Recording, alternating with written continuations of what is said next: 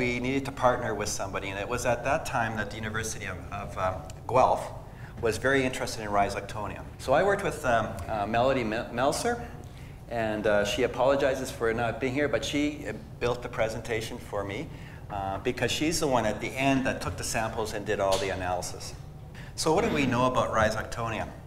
Well, if you look at the literature, there's lots of information. I mean, worldwide distribution, it's got a wide host range. It's only soil-borne, so you won't send a sample in and find Rhizoctonia on a seed lot. It overwinters in the soil as crop residue, and I think this is an important one. Sarah did make a comment about the crop residue. Well, one of the things about what we're seeing in terms of cropping is that there's lots of crop residue out there now. And Rhizoctonia overwinters as mycelium. It doesn't have a typical spore like Fusarium. It overwinters as mycelium, but it needs crop residue to colonize. So if it doesn't have the crop residue, that component of it will not survive. So if you take a look at a plate, so this is a plate here of Rhizoctonia, and you see the mycelium here, it'll overwinter as mycelium, but you'll notice that there's a lot of this sclerotia on there as well. So what happens when that mycelium feels stress? It goes into a sclerotia mode, and what it does is it helps the fungus to overwinter and survive the next season for when the crop grows. And Sarah did mention about mechanically damaged seed, where if you put mechanically damaged seed in there, it triggers an event where the fungus will move to the seed.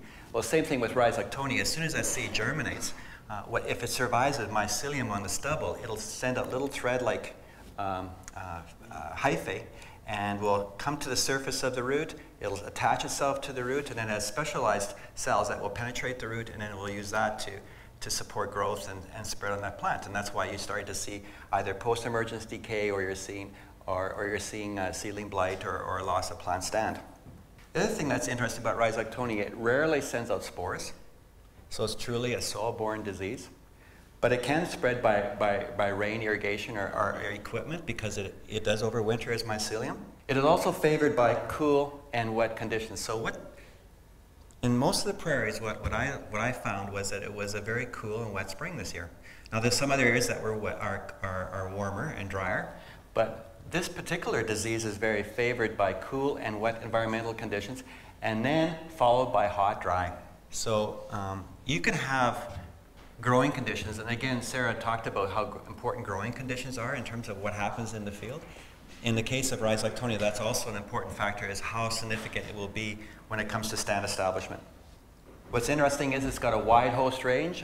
Beans, this would be edible, and beans primarily, canola, chickpeas, corn, lentils, peas, soybeans, and wheat. They're all susceptible to Rhizoctonia. And this is where I want to start the survey. So I got involved in this in 2009 once we agreed that we were going to do this survey, and my role was to go across the prairies and sample. So I just wanted to show you a typical field here. This is just north of Sexsmith in the Peace. And I just wanted to show you a picture of the field, at what stage I took the sample. So what I was focusing on is very early symptoms on the seeds, so that early stand establishment. And of course, when you look at Fusarium, Pythium, and Rhizoctonia, the significance of them is really that first 3 to 4 weeks after planting. And when it comes to stand establishment, if you can get that first 3 to 4 weeks and get a good even stand, then the potential for a good yielding crop is in place. But if you don't, it's going to be a struggle throughout the whole season, whether or not you're going to get a consistent yield or a good quality yield. So I just wanted to show you that we wanted to make sure that it was national in scope. So my role again was to travel on the Peace, down the number 2 corridor here, down in Lethbridge, and then I spent time in North Battleford, Regina, Moose Jaw, Swift Current, Saskatoon, and the Melfort area. And you notice here there was a blank here. In 2010 it was so wet a lot of crop didn't get planted. So I had to give up a lot of those fields the second year, just because, I don't know, I think there was an estimate of close to 1 million acres that didn't get planted that year, is because it was so wet. So there's a bit of a gap there, and then I did a lot of work in Manitoba sampling. My colleagues in the east focused on soybeans here in southern Ontario, and then we also did sampling in Quebec. So this is what the samplings would look like. So I would go into a field, and I would, every 20 meters, I would just randomly sample a seedling, whether it be wheat, peas, or canola. And I would put them into individual bags, and we GPS it so we know exactly what part of the field we sampled in, because I wanted to go the next year to see what the rotation was like and sample the same plants again. And so this is what it would look like when she would get the samples at the university. And then what she did is she cut the bottom part because we were not interested in the top part. We're more interested in the roots here. And then she put them in these auger plates, these PDA plates, which is, see what we find. And I also would collect soil samples at all these locations because we also want to see if pH or soil type had any effect on what the presence of any of the diseases were present. And what we found primarily was Rhizoctonia in these seedlings. So what did we find? What Melody did, she broke it up into two tables. We were interested to see what it was by province, and then we're also interested to see what it was by crop. So I didn't collect white beans, and I did some soybeans in Manitoba, but I primarily focused on canola, peas, and wheat. And if you take a look at the provinces, we were able to pick up 184 isolates of Rhizoctonia solani. But what I found interesting was primarily we were picking them up on the crown and only some on the root. And if you take a look at it by crop, it was the same. We were primarily picking up the disease on the crown. And the question is, why would it be on the crown and not so much on the roots? And if we go back to our soil conservation, you've got to remember that the disease actually colonizes on the residue. So the first access to the plant is on the soil surface. So when you plant a ½ inch deep or an inch deep and the seedling comes up, and if you're planting into a direct seeding and you have all that crop residue there, and you have cool, wet conditions, is what we had in most of these locations. The fungus was overwintering as mycelium, and then it sent out this hyphae, found the plant, caused the infection, and then we see this girdling. And so when we picked up the samples, what I found, particularly in very short rotations, was a lot of infection right at the crown. And it makes sense when you understand how the disease overwinters and how it actually will infect the plant.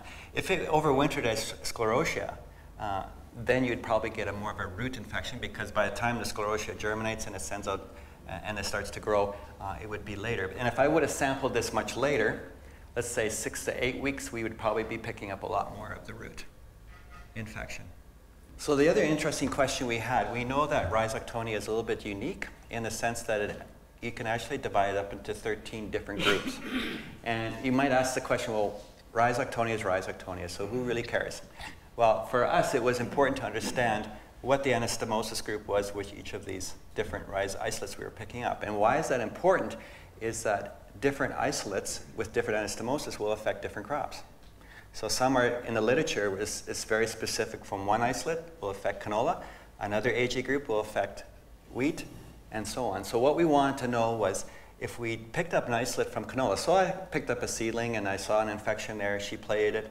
What she did is she took that isolate and she tested it against wheat, soybeans, corn, lentils, and peas, and wheat.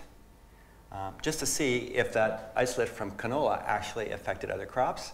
And the same way, if we picked up an isolate from wheat, we would take that and test the virulence against those other crops, and then tie it into what's going on in the field in terms of rotations. So let's say we get an isolate from wheat and we get an isolate from canola. And I'm not sure what this isolate, where it's from, but it would be from 2 different hosts, but diagnosed as Rhizoctonia. So you had that plate where you had the fungus growing, you pulled the plug up and you put it on that plate, and you can see that the fungus is starting to grow on that plate. And what we do know, when the hyphae meet and they merge and they exchange nuclei, then we know that that isolate is in the same group. And if it's not, you won't see that marriage taking place here where they will exchange the nuclei. And that's how we can distinguish between the different anastomosis groups, between the different families or races or sub-races in Rhizoctonia. And the reason why it's important, because we want to see whether or not if I pick an isolate from canola, will it affect wheat. So what did we find? Out of the 13 anastomosis groups in Canada, we found AG21, AG4, AG5, and AG22. And I'll explain to you a little bit about why that's important when you start to see the virulence studies. So when it came down to the different anastomosis groups in the provinces, what we found was in Manitoba, Alberta, and Saskatchewan, the #1 anastomosis group of Rhizoctonia was AG21. We did find some AG4 and AG5. If you look at the literature, it'll say that anastomosis group 2.1 is primarily a canola problem, and AG4 and AG5 is primarily a pulse and cereal problem. So if you take a look at, so if we took this anastomosis group and we affected wheat, what would happen. So this is the results of looking at the different anastomosis groups. So the primary AG group for Rhizoctonia was AG21 in all the provinces. Notice we didn't find any in Ontario and Quebec. Not a lot of canola grown in Ontario and Quebec. There is some, but not a lot. But if we take a look at the isolates that we collected from here in canola, was almost every isolate was just AG21. If we take a look at wheat, we found some AG21 in there, but we also found some anastomosis group in 4 and 5 in cereals. So if we take a look at this one number here, what's our rotations? Wheat, canola, wheat, canola, wheat, canola. So the question is the AG21 affecting the wheat, or is it just acting as a host to continue to carry the monoinoculum in the soil? So are we really breaking up the soil? The other thing I noticed when I did the survey, when I went into a wheat field and I was sampling for wheat, I found a lot of volunteer canola. And you know, when you break the rotation, if you're growing wheat and canola and you break the rotation with wheat, the key disease that you really have an impact on is sclerotinia. But when it comes to soil-borne infection, you're maintaining that level of inoculum in the soil just because of the volunteer wheat. So if the volunteer canola you spray, 3 or 4 leaf stage, you already have a source of a live organism to maintain that level of Rhizoctonia in the field. So if you can imagine over a 10-year period, if you don't have a 4-year rotation in there, you can see how it can continue to build. So what we did is all these isolates that we collected in Western Canada, we tested them against canola, lentils, peas, and soybeans and wheat, which we picked soybeans just because there's so much interest in soybeans in Manitoba. We need to have some more understanding of soybeans. And the isolates from Eastern Canada, we've focused on corn as well. So I just wanted to show you, I won't show you the corn results, but I just wanted to show you what we were finding in Western Canada. To assess the pathogenicity of all these isolates, what we did is we did stand counts in the lab, so 7, 14, and 28 days. What's interesting about Rhizoctonia is that it can impact the crop right at its germination in the soil. It can affect the plant after it germinates and starts to emerge. It can affect the plant well into the 4 to 5 leaf stage of crops. If you look at Pythium, for example, primarily the impact is right at germination. If you can get it past and emerged, generally Pythium in Western Canada with the species that we have generally do not affect late season. But Rhizoctonia, if the conditions are right, you can have a period of 6 weeks where infection can take place and affect stand establishment. So I just want to show you. So what we did is we did counts. We wanted to see pathogenicity. We also want to look at crown disease incidence and severity after 28 days. So in a pot, we would evaluate 10 to 15 or 20, and we'd replicate it. We wanted to know what the incidence was as well. And then to measure the impact, if it did miss that seed decay, was what would be the impact on fresh weight or the vigor or of the plant. And here are just some simple slides of the isolates that we collected from Western Canada. She would isolate, and you can just see here, if we take a look at wheat here, for example, you can see that this particular isolate of Rhizoctonia had a significant impact on seed decay. It didn't even emerge, but the ones that did emerge, there was a lot of stunting.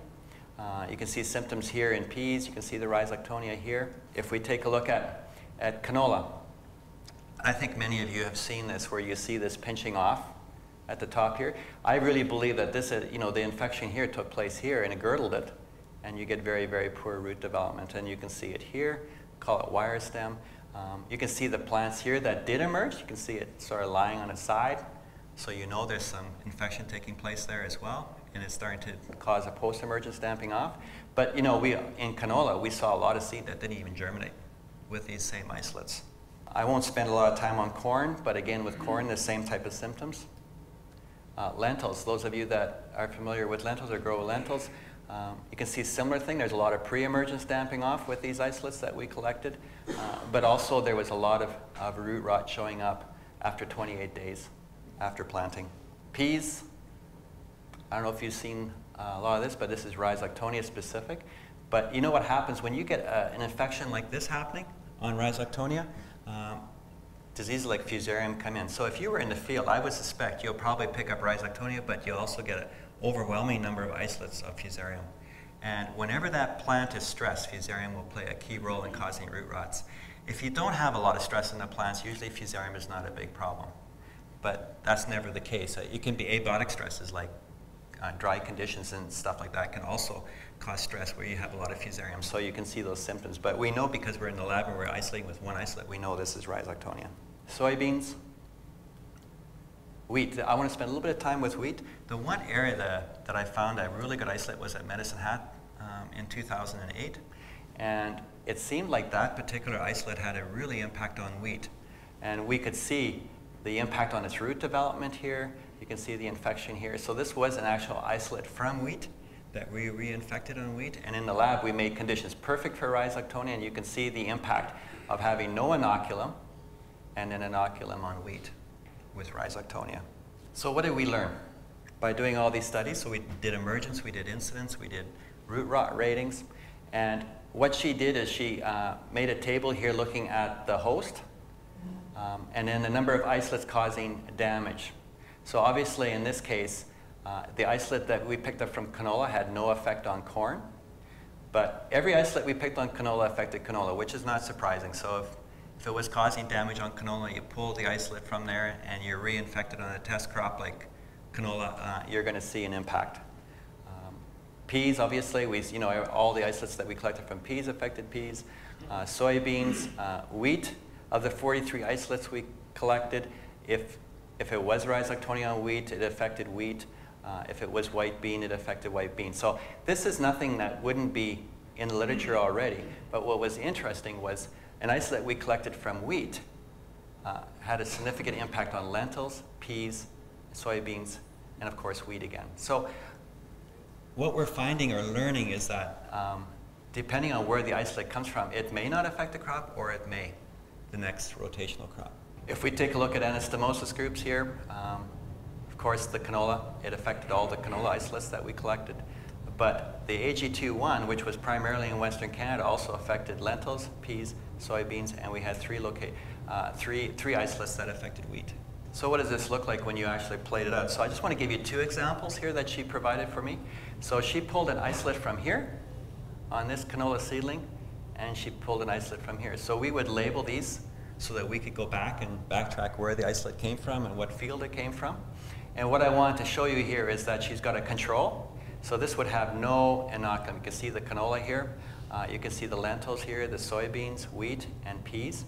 And what I want to pick out here is that this isolate from canola, of course, wiped out the canola completely. It had a huge impact on lentils. If you look at the soybeans, they seem to be unaffected. If you look at the wheat, a little bit of stunting. And what I find with Rhizoctonia on wheat is that it doesn't necessarily cause the seed decay, but it really does affect the tillering of that plant. So it may not outright kill the seedling, but it really does affect the tiller. And when you take a look at our yield results that we have with vibrance, for example, on wheat, we're seeing a yield response. And it's probably coming more not from plant stand, but more from the health of the plant overall and the root development. And if you take a look at peas, I mean, it had a huge impact on peas, if you look at this pea crop here. So this was, again, an isolate taken from canola, and we infected all these crops, and we could certainly see that some were tolerant and some were not. So let's take a look at another isolate. This is the one from Medicine Hat. When I went in that field, it was wheat 2 years in a row, and directly seeded, lots of stubble on the field. It was perfect, it was irrigated. I mean, I thought, if I was picking up symptoms, I wonder what it'll do. So the isolate she picked was from number 2 plant and number 11 plant. And again, this is your control here, and you can't quite see the canola, but it is there. And you can see the health of the plants. And then when you infected this isolate on canola and lentils, it completely caused seed decay or pre-emergence damping off. It affected peas dramatically. If you take a look at the wheat, and this is where I'm saying you don't necessarily get a complete kill, but you can see there's a lot less vigorous wheat plants there when the conditions are optimum for Rhizoctonia. And it also had an interesting effect on soybeans as well. What I found really interesting is the growers that are really cutting those rotations. Canola, canola, wheat, canola, canola, wheat. This was a sample that I collected out of Phipp in Saskatchewan. And you can see all these plants. It didn't matter where I dug. I could find girdling and symptoms very early in the season. And when she played it out, it was AG21. So this would have been canola on canola, and then we had wheat. So I went back in 2011 and collected the weed samples, and what I found interesting is that this was the highest field where almost 75% of the seedlings I collected were showing symptoms of rhizoctonia on a canola rotation. And when I went to the wheat the third year, I was seeing a lot of isolates on the wheat itself as well. So we now know that this particular anastomosis group, wheat either as a host can be affected, but also can continue to maintain that level of infection in the field. This one was astounding to me. This was an edible bean, a white bean. And this particular field, the guy had been growing beans for 5 out of 10 years. And he was complaining that he was getting a lot of root rot, and everybody said it was fusarium, and there was fusarium, but the one that really caused the problem was rhizoctonia. And this was the only isolate that we could find that absolutely annihilated everything that was in his path. So if you take a look at here, we had canola, we had corn, we had soybeans, wheat, and peas, and after 28 days, there wasn't hardly a seedling standing there. So it was a really important learning for us. So if we're taking a look at a new product, the key thing that came out of the survey is that it's got to be active on every anastomosis group, because you cannot predict what the anastomosis group will be. And secondly, when you take a look at shorter rotations, maybe our current portfolio isn't going to meet the needs of growers moving forward. I don't see rotations anymore being guided by good agronomic prices. It's going to be commodity prices that are going to drive some of those decisions. And of course, the soil conservation, we can't go back to tillage because I believe strongly that our good scent establishment has been because we have consistent moisture, because we have conservation tillage. We want to make sure we keep that. And you look at a guy who can plant 40 acres an hour and make one pass and 160 acres done in a few hours. It's really efficient, and you get that good seed to soil contact. Every time I went digging, regardless of what the winter was, I found good moisture. So in summary, I sampled 153 fields. Of those, we recovered 31%. So the reason why you might say, well, that's a bit low, I mean, you're saying that there's rhizoctonia. Well, what I was sampling was just the ones that made it. I mean, I couldn't sample the ones that didn't make it. And I know fusarium and pythium played a key role in those seed decay. And I also know that we were also seeing a lot of seed decay, but it's very difficult to dig in the field 3 weeks after planting and find these little canola seeds or wheat seeds that are decayed. So the ones that did make it, we recovered 31% of the field surveyed. And you'll see that there was a range from 5 to 75% of the plants in any given field. And it was clear when you look at the data, the shorter the rotations, the higher the incidence of rhizoc. It was very obvious. In some fields where canola was a 4-year rotation or wheat hadn't been planted for 4 years, the incidence went way down in terms. So rotations are playing a key role. And the reason why we're seeing greater recovery from the crowns is just because of the residue that we're seeing on the field. That's where the infection is coming from. And these are the different anastomosis groups that we were finding. So what was really important for us developing new products is that we're active on all these. And you can't assume that every fungicide is going to behave the same on all the anastomosis groups. And that's a very important learning when we were doing our screening, that we screened all the anastomosis groups to make sure that we were active on all of them, because if you're not, you could see rhizoctonia come through on a treatment.